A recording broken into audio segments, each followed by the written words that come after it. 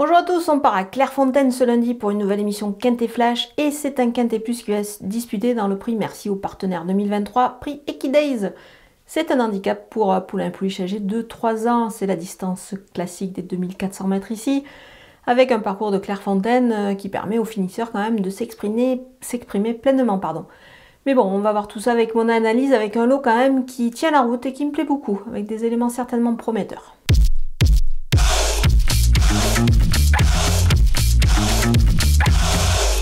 On attaque avec mes bases et le numéro 8, Béara, elle est vraiment proche de sa course à ce niveau-là. Cette pouliche m'a beaucoup plu le dernier coup, c'était vraiment pas mal. Elle devrait pouvoir encore performer sur une distance qui lui convient parfaitement.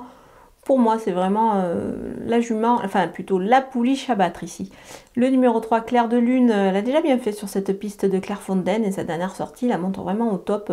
Elle aussi, elle devrait encore briller. Ça s'annonce plutôt passionnant son match avec Béara. Donc on va voir entre ces deux pouliches qui va l'emporter.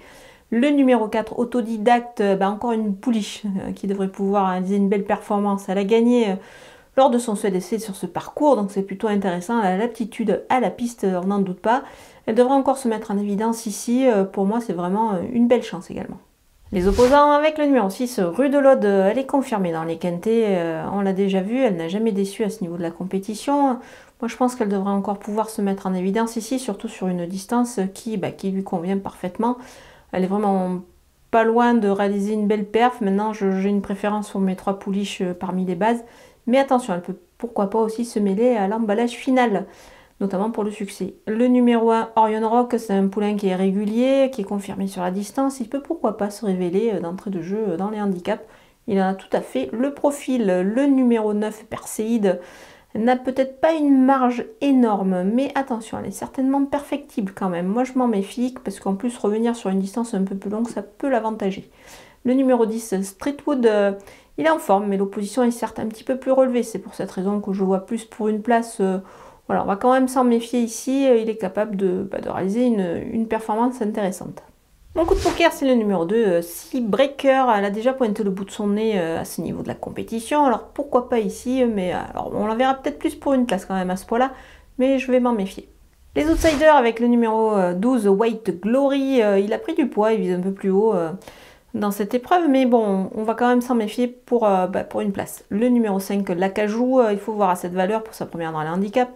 On va le retenir également plus pour une place. Le numéro 7, Apalin.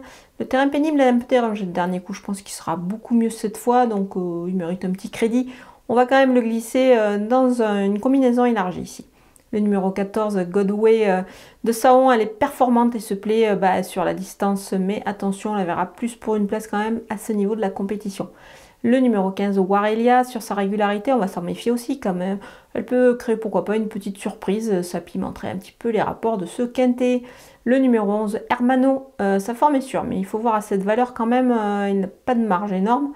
Donc voilà, on va s'en méfier aussi parce qu'il a les Australiennes pour la première fois, ça peut lui permettre de gagner quelques longueurs à l'arrivée, mais on le glissera en fin de combinaison.